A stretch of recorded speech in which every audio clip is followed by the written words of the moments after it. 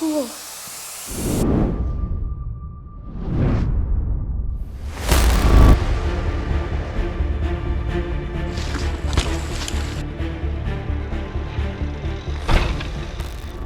Hey guys, how's it going? It's Rob Sutton with Bike 198. We're back here with another video today. As you can probably tell, there's a new bike in the house. Yes, you're looking at the Rocky Mountain Reaper. It is a 130mm travel front and rear 26-inch kids bike.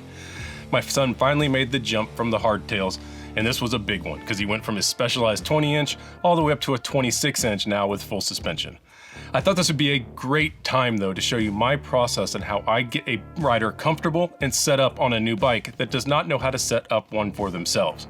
So this is the same process I take a lot of riders through when they're getting on their bike for the first time, including my wife when she got her new Trek rail, to make them more comfortable and confident when they get on the trail for the first time.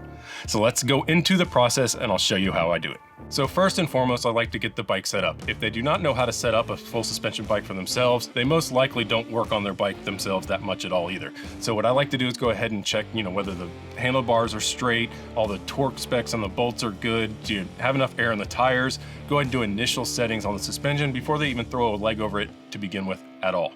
That way you're starting from a good base point that you know is safe and pretty close in the window of being set up correctly. The next thing I like to do is do your typical just standing in the garage on the bike while you hold it so you can get initial settings like sag and saddle height correct. When you do this, it makes it a lot easier when they start pedaling the bike if you're already in a nice window where it looks like everything's getting pretty well adjusted. So one thing you want to keep in mind while you're setting up the bike is what the bike recommends on the settings itself. Now, typically you're going to be running between that 25 to 35% sag on front and rear as a good starting point for setting up your suspension.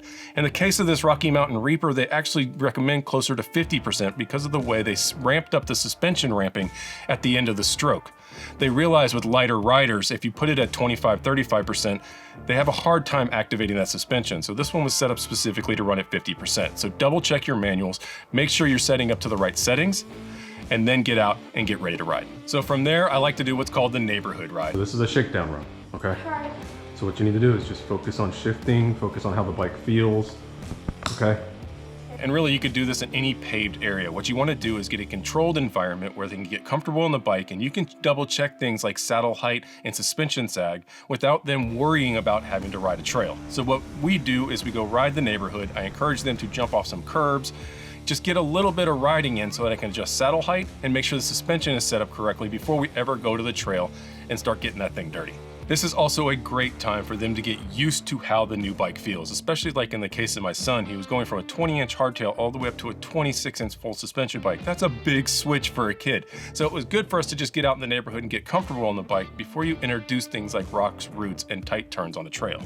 So then the fun part. It's time to get it out and get it dirty. So what I like to do for the first trail ride is actually keep it really simple. What we end up doing is going to a place called Hall Creek, which is really close to the house. It's also super simple and it's a nice short loop. I think it's about 2 miles. All right, you ready to get that thing dirty? Ready? You're born ready? All right. Sure.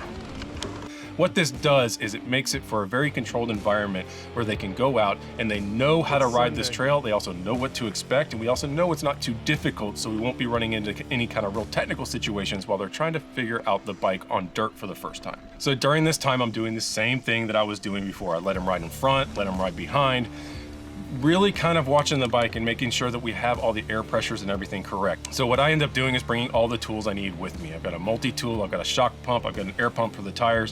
What we're really doing is feeling out the bike, and I'm asking a lot of questions while he's riding to get kind of a feel of how it's going. So yeah, when we went out for our first ride, he absolutely killed it, and actually a lot more than I thought he was going to. It's a big switch going from 20 to 26, so I was a little bit worried about turning and some climbing going to full suspension bikes. But because of all that back end work that we did in the garage in the neighborhood, he was a lot more comfortable on the bike. So when we did introduce rocks, roots, tight turns, downhills, climbs, he was ready to go. So he ended up just killing it. We had a great first ride out on the trail, and he really enjoyed the new bike, where he might not have if we would have tried to tackle more technical terrain right out of the box. So guys, that's how I set up new bikes for new riders. I've been doing it for friends, my wife. It seems to just work out really well, and it makes for a great experience when they hit dirt for the first time. What do you think? It was amazing. Okay, that's all you got to say. I mean, that bike was really good, and that suspension's amazing. That's all you got? Oh, yeah. Was it the best ride ever? Yeah. Are you ready to go shred other trails? I want to get so good. And then we are going to Whistler.